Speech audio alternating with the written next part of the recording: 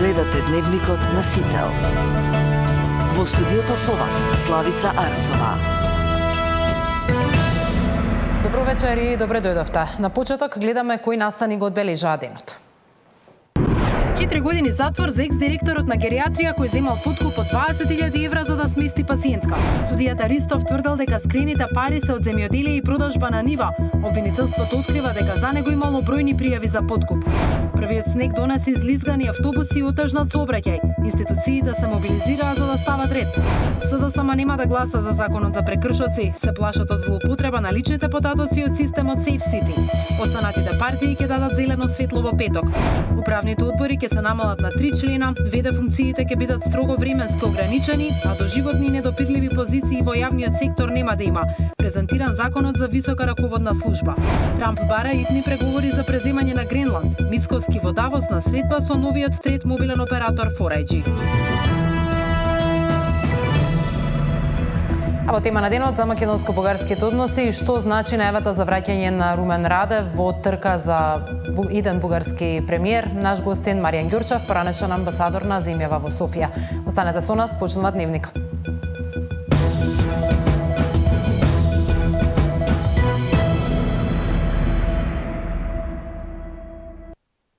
На 4 години затвор е осуден поранишниот директор на гериатрија Муксин Арифи, обвинет дека примил подкуп од 20.000 евра за сместување пациентка. Судот оцени дека Арифи на дрзок и брз начин сакал да стекне противправна имотна корист. На 1 година и 10 месеци затвор е осуден и посредникот во овој случај. Обвинителството ја оцени пресудата како потврда на обвинението, додека одбраната смета дека казните се превисоки. Судот не го прифати барањето за укинување на притворот, па Арифи правосилноста на пресудата ќе ја чека за решетки. 4 години затвор доби поранешниот директор на гериатрија Муксин Арифи, кој беше обвинет дека зел подкуп од 20.000 евра за да смести пациентка во болницата.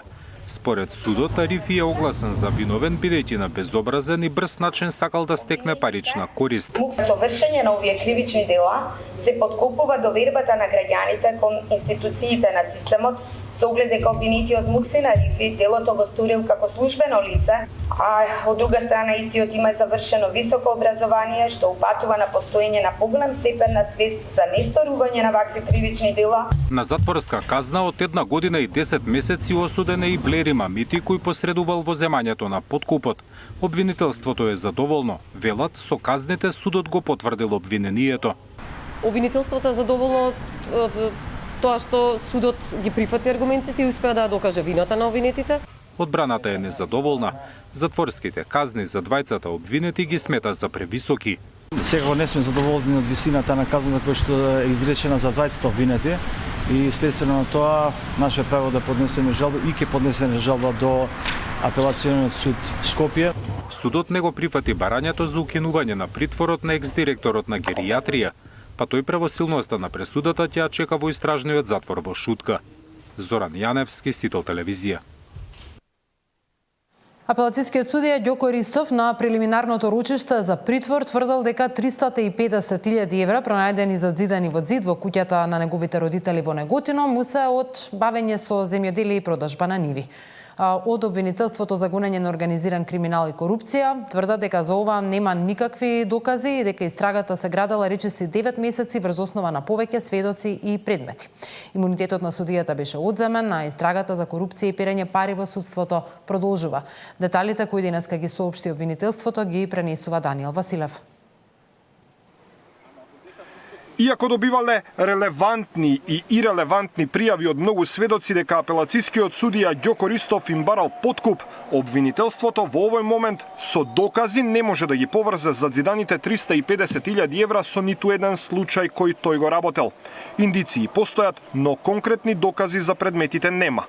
Истражителите од обвинителството за организиран криминал 9 месеци ги проверувале формалните и неформалните искази на многуте сведоци. Првичните индиции дошле од белешки од АНБ, но предметот контурите почнал да ги добива откако поранешниот државен правобранител Фехми Стафа беше фатен со 30.000 евра.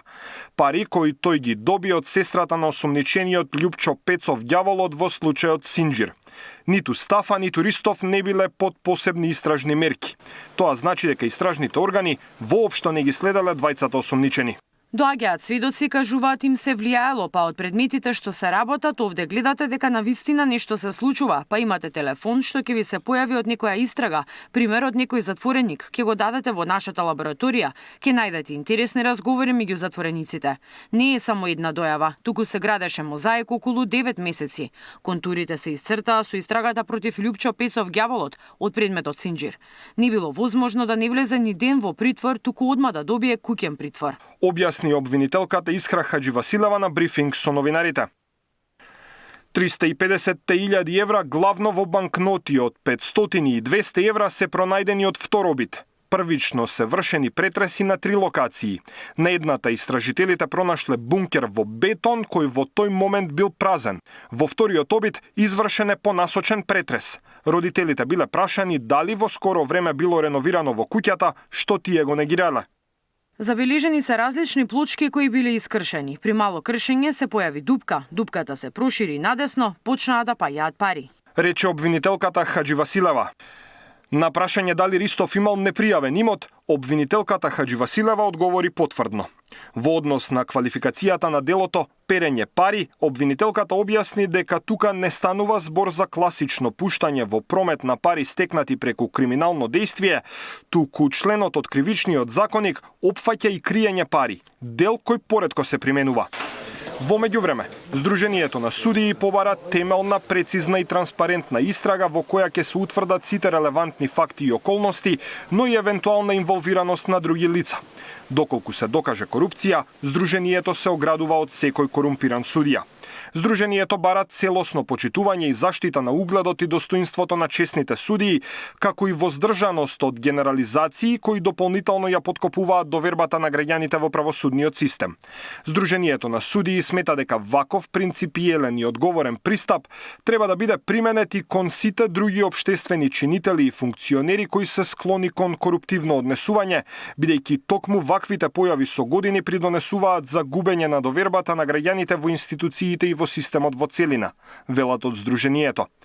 Инаку вчера одбраната и пред обвинителството и пред судот тврдеа дека 350.000 евра не биле на судијата Ристов, туку на неговите родители, стекнати од земјоделие, главно од работа на лозје. Ова тврдење не го убеди судот, кој одреди куќен притвор за Ристов. Истрагата продолжува, но дали во неа ќе бидат опфатени и други корумпирани судии, обвинителството засега не открива. Даниел Василев, Сител телевизија.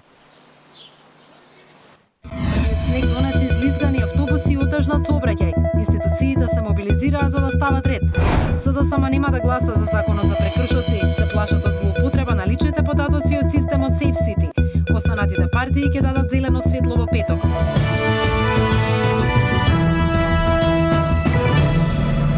Првиот снег на пониските места утрово донесе излизгани автобуси, затворени патни правци и отежнат сообраќај. По ова, институциите активираат целата механизација. Во Скопје 2 автобуси излегоа од патот, за среќа без повредени, а градските служби интервенираа со над 300 тони сол и до пладне сите главни улици беа проодни. Габриела Лескова има сликата од првиот снег во Скопје.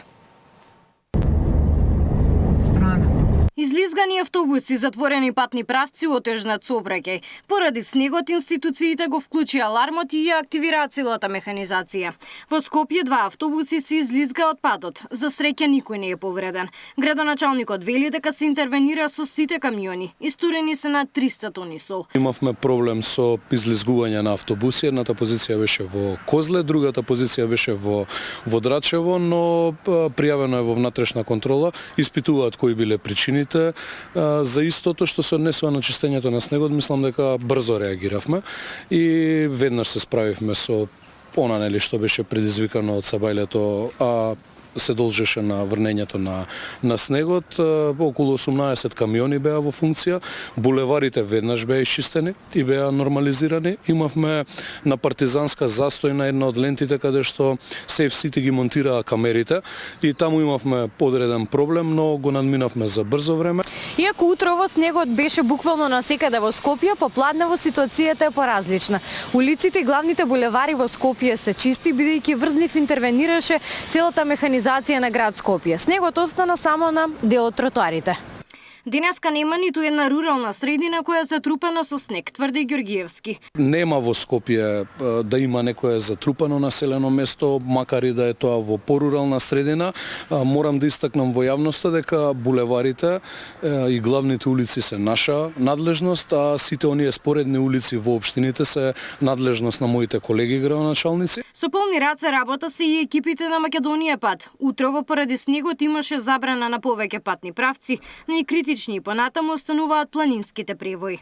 Моментално состојбата низ целата република е стабилна, сите патишта се проводни, онаму каде што имавме превентивни забрани ставени за тешки товарни возила веќе се отклонети и возилата може да се движат непречено. Целата механизација која што ја имаме на располагање беше ставена во погон. Повеќе од 200 возила беа вклучени, повеќе од 600 вработени. Сите буквално бевме излезени на терен за надминување на ова состојба. Од Центарот за управување со кризи до граѓаните со апел да се јават на 112 доколку имаат потреба, а сите кои живеат во високите предели да се обезбедат со доволно храна и намирници. Центарот за управување со кризи апелира до граѓаните да патуваат внимателно во текот на денешниот ден, ако тоа е неопходно со доволно гориво во резервоарите, а секако и со соодветна зимска опрема за возилата на повисоките места и планинските превои, бидејќи е можно да се формираат навеви од снег и патните правци во одреден временски период да бидат непроодни на повисоките делници. Според најавите на УХМР, температурите под нулата се очекуваат и вечерва. Габриела Лескова, Сител телевизија. Граѓански протест пред цементарница Усија вечерва со барање за дислокација поради загадувањето на воздухот. Тамара Дичовска е таму. Тамара, кои се очекувањата и барањата на активистите? Гледам зад тебе дека има посетеност на овој протест. Да, протестот се уште трае, како што може да се види. Стотици граѓани се собраа вечерва тука во близина на цементарата Усија во знак на револт, протестираат против, како што велат, најголемиот загадувач како во оваа околина, но така и во Скопје. Држејќи жолти картони во нивните браце, испратија предупредување дека доколку не бидат слушнати и спочитувани нивните барања, дека се почесто ќе прават блокади. Велат ја блокира денес оваа раскрсница поради тоа што предолги години им се блокира воздухот, но велат дека нема да останат само тука да протестираат пред Усија, туку и порадикално ќе блокираат клучни крстосници во градот. Бараат дислокација на фабриката Усија, 24 часовен мониторинг, но и да проработи она мерна станица на општината Кисела Вода, поставена уште од 2023 година, бидејќи не им веруваат на оние резултати кои што ги дава мерната станица на Усија, односно велат дека не се релевантни, бидејќи кој загадувач за себе би рекол дека загадува. Нивните барања ги испратиле на над 10 институции, како на општина Кисела Вода, општина Аеродром, Собрание, влада, меѓутоа немаат никаков одговор, а едно од нивните барања е и брза и итна институционална реакција. Во продолжение да ги слушнеме и дел од параките кои што се испратија од денешниот протест. Не сум тука за прв пат. Не зборам за прв пат за загадување. Пред точно 6 години, заедно со група граѓански активисти, за прв пат го блокиравме Усија. И тогаш требаше да му даеме жол картон. Сега заслужуваат црвен. Јако предупредувам дека загадувањето не е само еколошки проблем, туку сериозно кршење на човекови и детски права. Тогаш реков и денес повторувам, кога институциите дозволуваат загадување, тие свесно го загрозуваат правото на живот на децата. Цементарница заслужува веднаш да се тргне. Веднаш да се тргне. Тамара, во изминатиот период од цементарница Усија тврдеа дека практично нема разлика во вредностите од мерењата во деновите кога работела и не работела, особено во периодот на празниците. Има ли денешен став во пресрет на овој протест?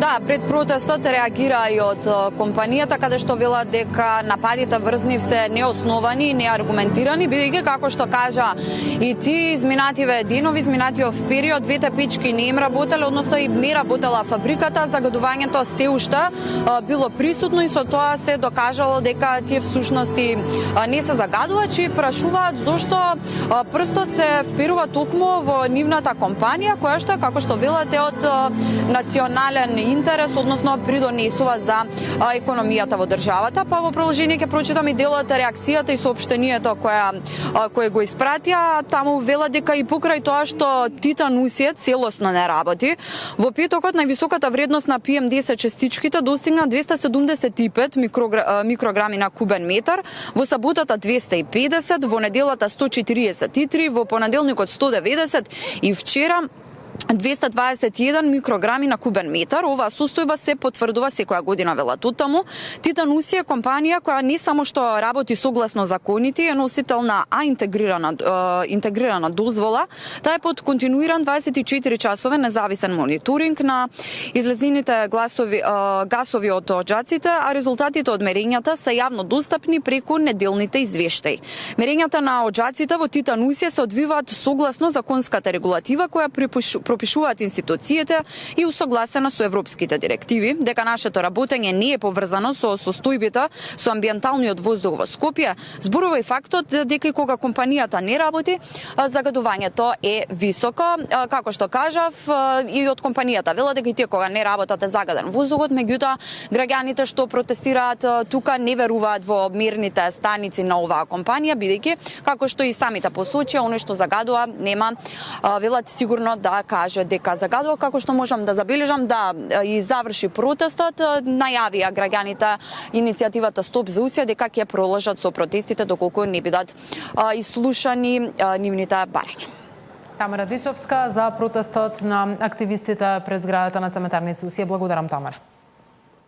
СДСМ нема да гласа за законот за прекршоци, се плашат од злоупотреба на личните податоци од системот Safe City. Останатите партии ќе дадат зелено светло во петок. Управните одбори ќе се намалат на 3 члена, ВД функциите ќе бидат строго временски ограничени, а доживотни и недопирливи позиции во јавниот сектор нема да има. Презентиран законот за висока раководна служба.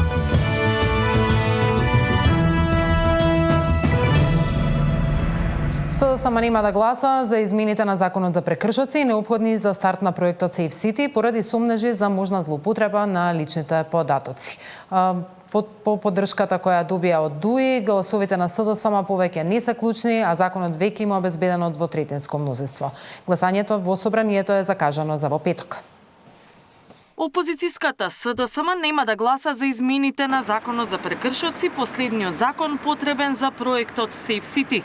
Лидерот Венко Филипче вели, иако проектот Безбеден град бил започнат во нивно време, сега нема да го поддржат поради сомнежи за можна злоупотреба на личните податоци.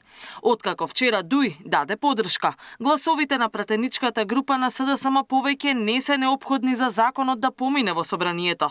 Сепак Филипче и во ова гледа политички пазар. Не можеме да дозволиме системот парцијално да се имплементира. Освен што сме за безбедност во собранието, ние сме и за безбедност на податоците. Кој што повторно власта ниту го коментира, ниту се обидува да го регулира. Еве, седнаа на маса на лидерската средба, се договорија, видовме, ќе видиме што е резултат друг договор од тој пазар. Ние сме конструктивна опозиција, но не сме контролирана опозиција. Од коалицијата Вреди со критики до ДУИ, обвинувајќи дека неколку пати го менувале ставот за законот за прекршоци. На граѓаните им се потребни институции што функционираат, а не партии што играат пинг-понг со јавниот интерес. Безбедниот град не е тема за дневна политика, туку тема за ред и спасување животи, велат од Вреди. Неизвесен останува ставот и на пратениците на Арбен Таравари, кои денеска од парламентот реагираат дека SMS пораките на Safe City не биле на албански јазик и дека казните се превисоки и насочени кон полнење на буџетот. Зошто не го употребувате албанскиот јазик кај SMS пораките за тестирање на Safe City? Криза кога граѓаните не можат да ги пополнат своите потребувачки кошници, а вие ги товарите и со овие казни. Цело време ве молам, кога ќе кажете нешто, да го кажете за сите македонски граѓани и да важи за сите македонски граѓани, а не само за едни од македонските граѓани. Може еднаш да го направите тоа, испод 6 вие да го направите тоа. Има цена човечкиот живот. Господине Снопче, од кога е започната имплементација на Safe City проектот, заслуга на македонските граѓани е спасување на 9 човечки животи компарирано со 2 месеци од претходната година. Гласањето за измените на законот за прекршоци е најавено за во петок. Поддршка засега има од ВМРО ДПМН, Знам и Вреди, како и од опозицијските Левица и ДУИ, со што е обезбедено двотретинското мнозинство. Катерина Нешкова, Сител телевизија. Собраниската комисија за избори и именување ги утврди кандидатите за новиот состав на Државната изборна комисија. Најголем дел од нив и досега беа дел од невисокото изборно тело. Промена има само на председателската позиција, каде опозицијската СДСМ го предложи поранешниот министер за правда и поранешен министер за европски прашања Бојан Маричич. Кандидатската листа треба да биде потврдена и на пленарна седница, што вообичаено се прави со консензус на сите политички партии. Мандатот на актуелниот состав на ДИК заврши на 15 јануари, само неколку дена по целосно заокружување на локалните избори со повтореното гласање во 4 општини. Политичката партија ВМРО ДПМН ги предложи следните 3 члена на Државната изборна комисија. Александар Даштевски, дипломиран правник од Скопје, Ангелчо Ристов, дипломиран правник и магистер по административно право и јавна администрација од Делчево, и Светлана Карапетрова, дипломиран економист и магистер по економија, финансии, сметководство и ревизија. Политичката партија на СДСМ за председател член на Државната изборна комисија ги предложи следните кандидати. За председател на Државна изборна комисија се предлага Бојан Маричич, дипломиран правник и магистер по меѓународно европско право и современи европски студии од Скопје, и член на Државната изборна комисија се предлага Борис Кондарко, дипломиран правник со положен правосуден испит од Скопје. Политичката партија ДУИ за член на Државна изборна комисија предложи Дитмире Шеху, дипломиран правник од Гостивар. Движењето БЕСА за подпредседател на Државна изборна комисија го предложи кандидатот Абдуш Демир. Во тема на денот ставаме фокус на македонско-бугарските односи, што ќе значи враќањето на Радев за односите меѓу двете земји, може ли да се формира стабилно мнозинство во Бугарија кој ќе носи одлуки, а не технички состав како во изминатите години. Наш гостин Маријан Ѓурчев, со него разговара Валентин Николовски. Господине Ѓурчев, добро вечер, благодарам за учеството во тема на денот во Дневникот на Сител. Добро вечер и благодарам за поканата. Се остварија вашите анализи од претходните гостувања во повеќе наврати во Дневникот на Сител дека политичката нестабилност во Бугарија ќе трае се до крајот на мандатот на бугарскиот председател Румен Радев и негово учество на парламентарните избори, тоа што е различно што Радев предвреме се одлучи да си даде оставка и да го отвори патот за учество на предвремените парламентарни избори за 2 месеца, чинам. Со кого би формирал партија со зборувам за кадар, еве сега, откако горе-долу се после промените продолжуваат, некако се направи она големо преминување од партија у партија?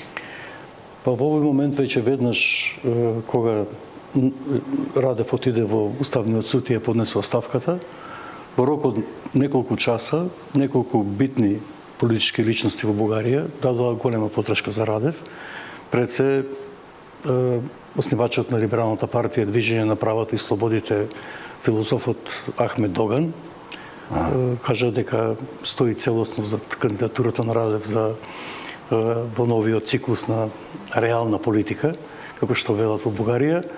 И тоа значи многу, затоа што Ахмед Доган се уште како сега, како би рекол важен човек во Алијансата за правата и слободите, има голем број симпатизери и гласови во кај бугарските граѓани со турска етничка самосвест.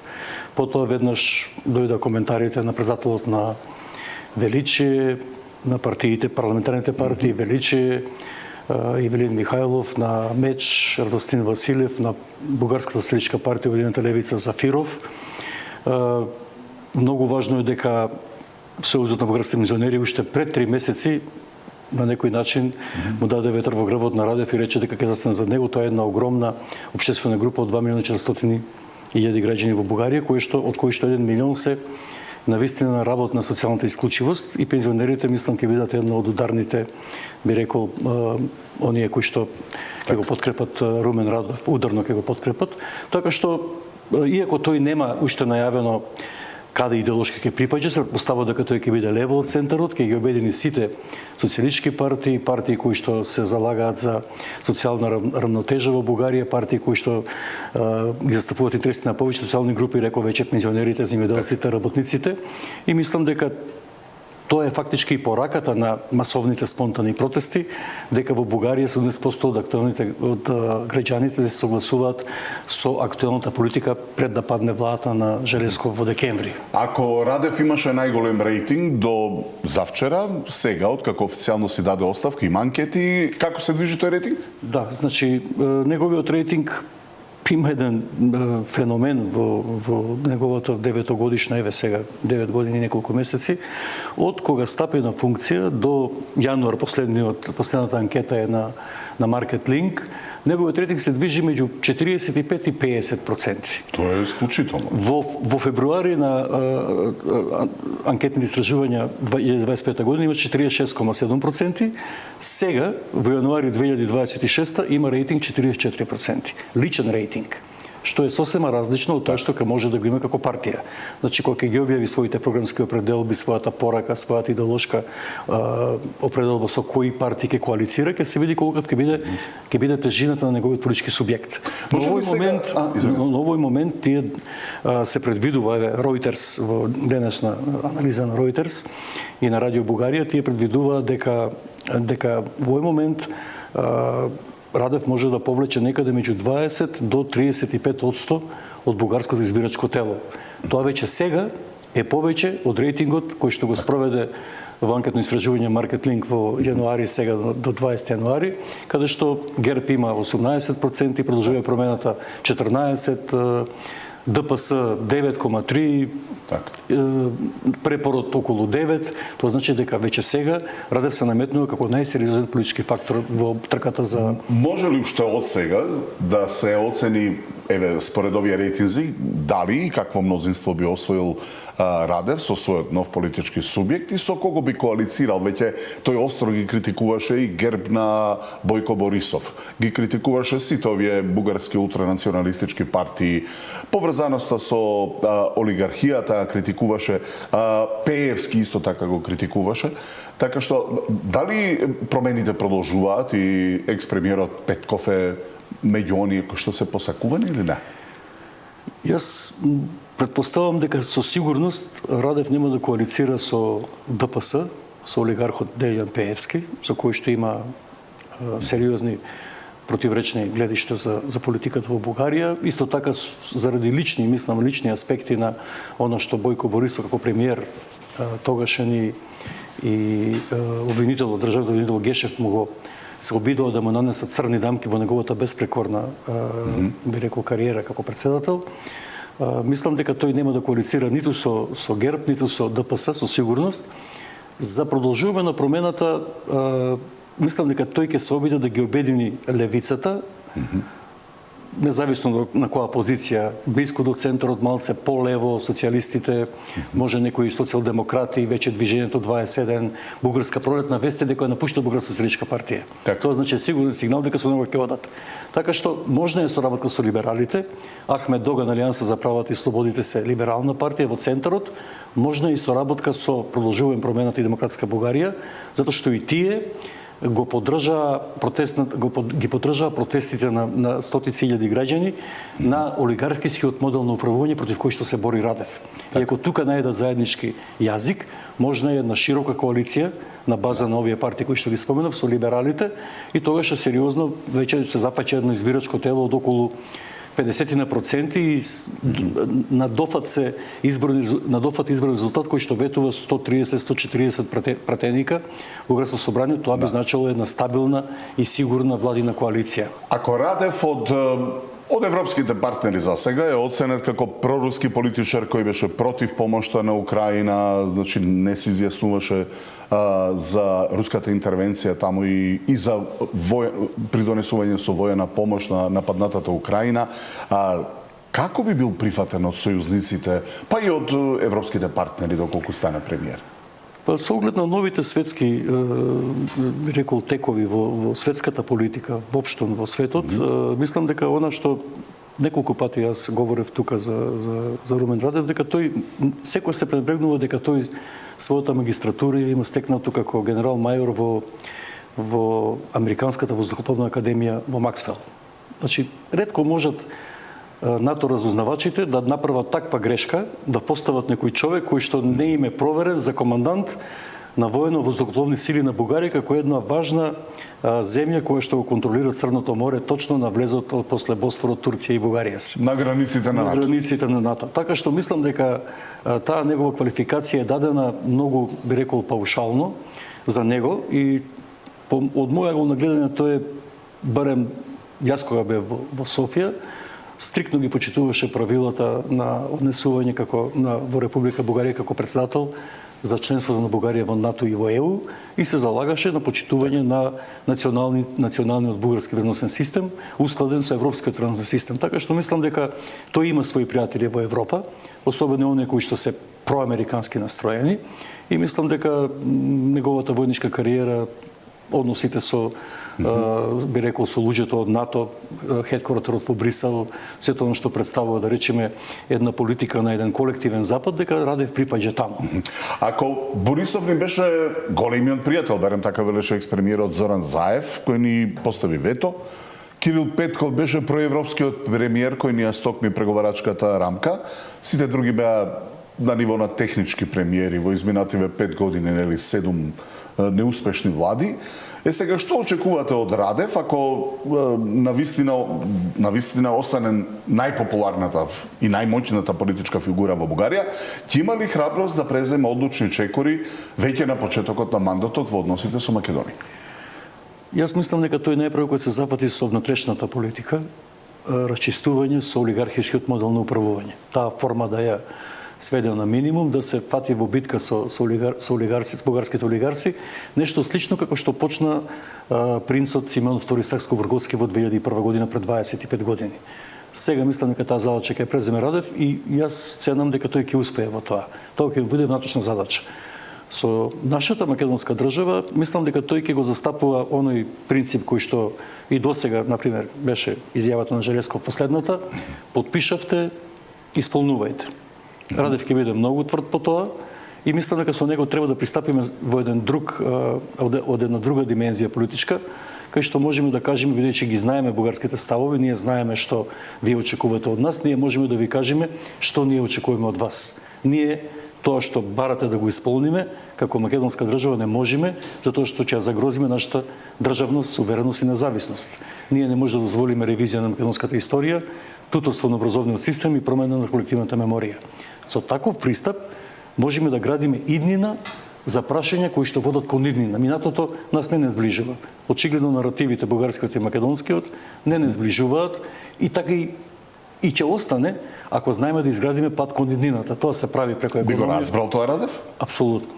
Апсолутно. Човек кој што веќе да речеме се обучувал на запад, кој што 10 години води Бугарија на сите самити, нели, патува во Брисел, патува во Париз, патува во Берлин, патува во Виена, секаде, во Шведска. Човек кој што преговараше за купување на грипени, шведските авиони за Бугарија. Тој е човек кој што едноставно ја разбира реториката кога вие застапувате став кој што барате равноправност. Вие барате од нас да исполниме, ајде да видиме што вие може да исполните за иднина.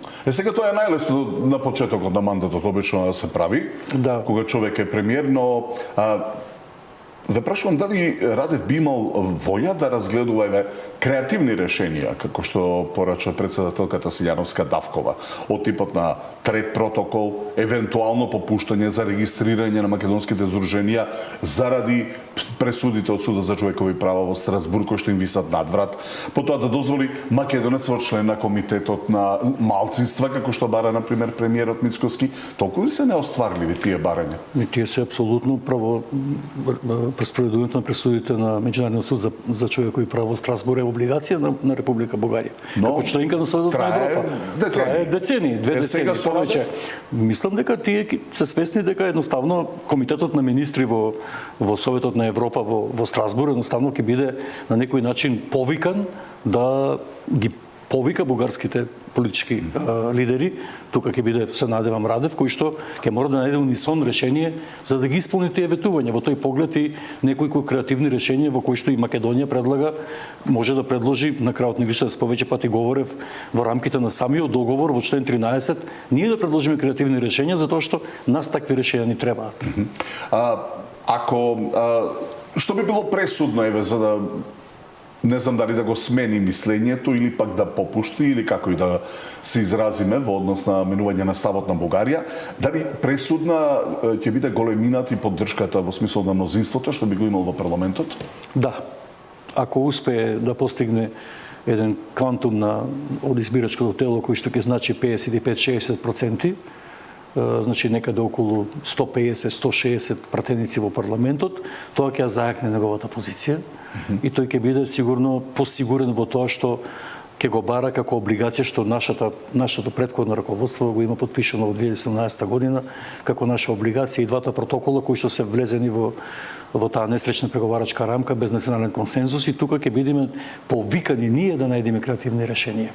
Од наша страна се предложат, а мислам дека може бугарската страна да ги прифати и нив им требаат добри соседи, а мислам дека ние тие подобар сосед од Република Македонија немаат. На крај, што би се случило доколку Радев остане на цврстите линии, на постоечката преговарачка рамка, условот за отворање на поглавијата вметнување на бугарите во уставот, нели, и на тамошно негирање на македонскиот идентитет, впрочем, што е државна стратегија, би рекол. Па ќе продолжиме да работиме со премолчани вистини, како што правевме од 1991 година, после 16 јануари, кога не призна како држава. Ќе работиме на премолчани вистини. Вие тоа што го мислите, можете да го мислите и да го негувате, да го креирате како ваш наратив, но ние сме држава која што постигна се државнички атрибути и од вас ќе бараме само да се согласиме како тоа во иднина да соработуваме заради нашите граѓани и вашите граѓани, да градиме мостови на пријателство, соработка, енергетика, економија, туризам, спорт, култура, сето тоа што не движи напред кон иднината. И мислам дека тоа е единственото нешто, некогаш некои работи не може да се решат во период како што е, може треба децении, некогаш и столетие цело. Тоа за црковните, но овој спор како да стара црква. Па и овој спор е трае веќе 150 години, некаде стратегијата на Бугарија за македонското прашање датира некаде од 1886 година, така што и тоа е веќе 150 години и не треба да очекуваме брзи решенија, брзи скокови и да се надеваме дека некој во тоа ќе попушти или нема да попушти, затоа што прашањето е толку сензитивно, кажав уште еднаш, ние не смееме да дозволиме да загрозиме македонската државна сувереност и независност. Маријан Ѓорчев, анализа во тема на денот по стапувањето, односно по напуштањето на Радев од председателската функција и намерата да биде иден премиер на Бугарија. Ви благодарам. Благодарам. Управните одбори ќе се намалат на 3 члена, ВД функциите ќе бидат строго временски ограничени, а доживотни и недопирливи позиции во јавниот сектор нема да има. Презентиран законот за висока раководна служба. Трамп бара итни преговори за преземање на Гренланд. Мицковски во Давос на средба со новиот трет мобилен оператор 4G.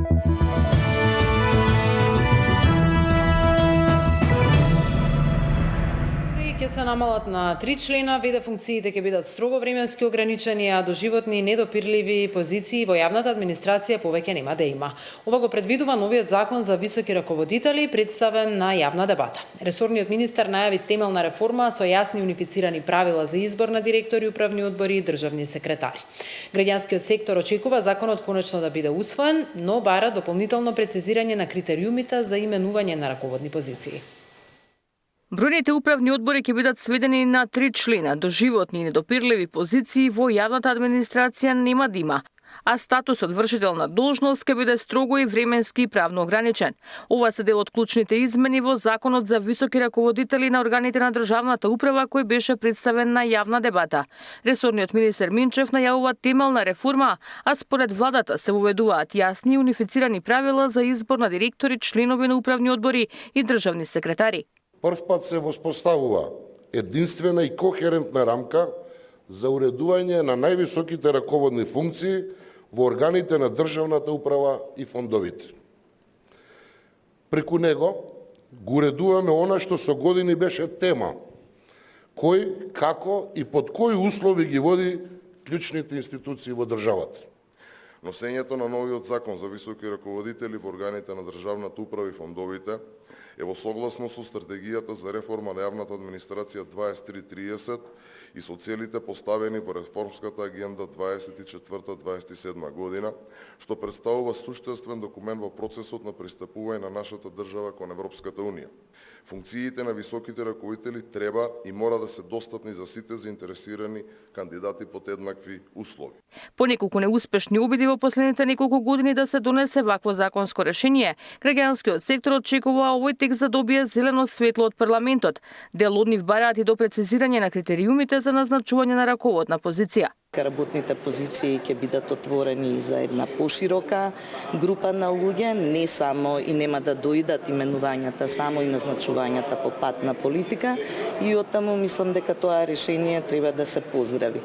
Одредени забелешки во делот на поставувањето на ВД-то, бидејќи би требало по автоматизам да прекинува мандатот на после 6 месеци, бидејќи сега имаме случај на ВД кои што се подолго од тие што се именувани.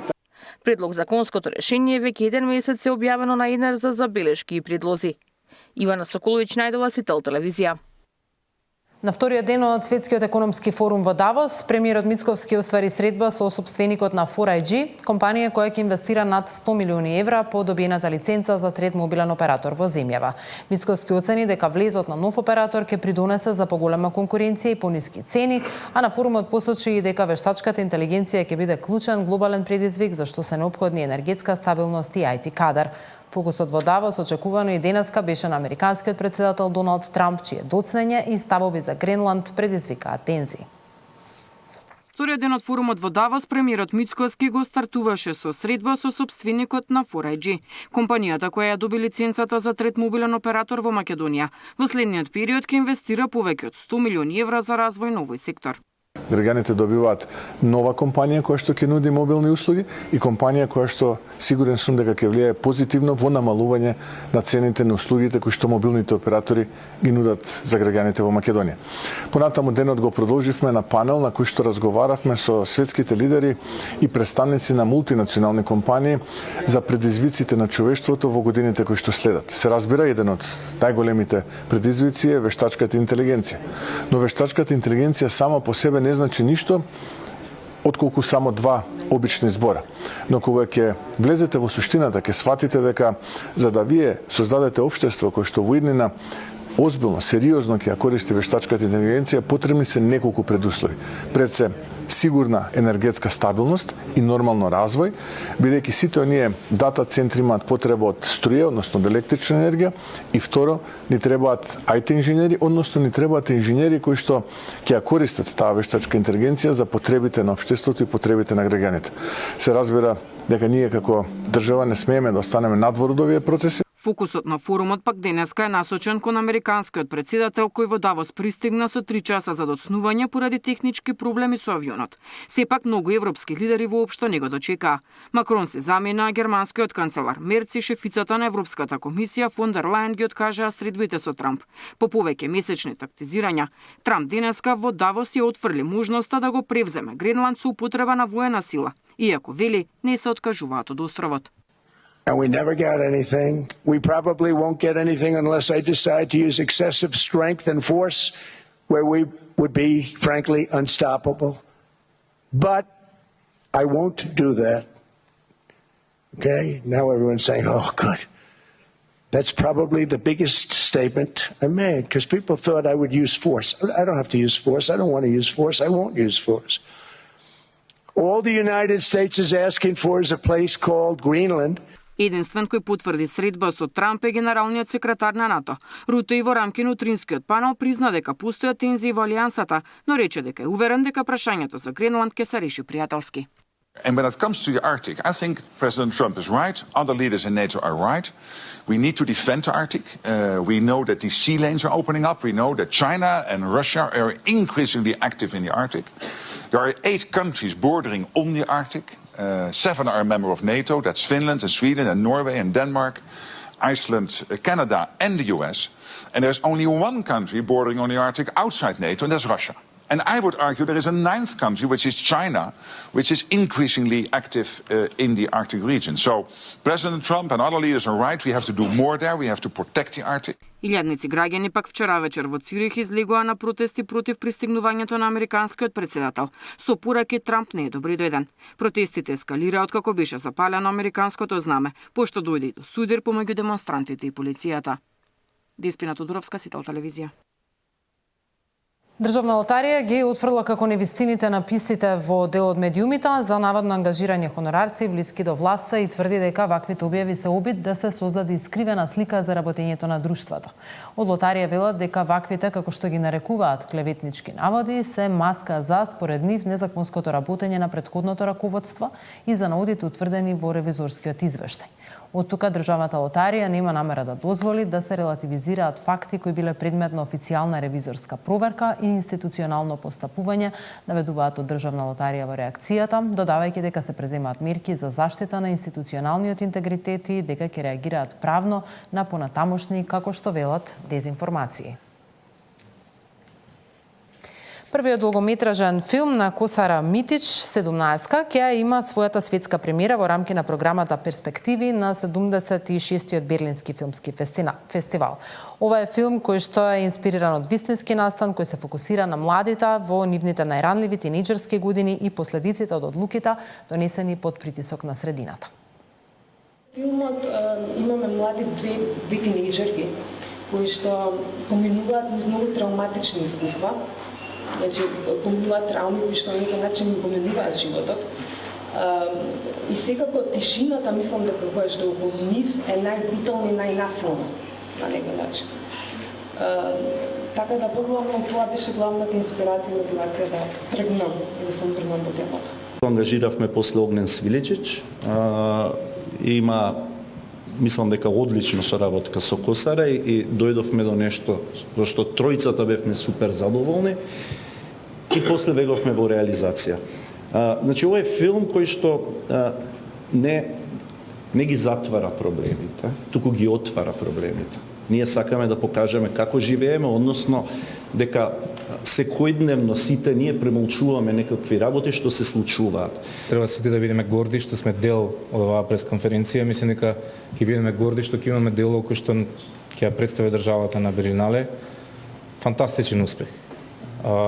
Продуцентот има историја на успех, тоа е несомнено. Значи, режисеркава не се појавила вчера, сакам да кажам.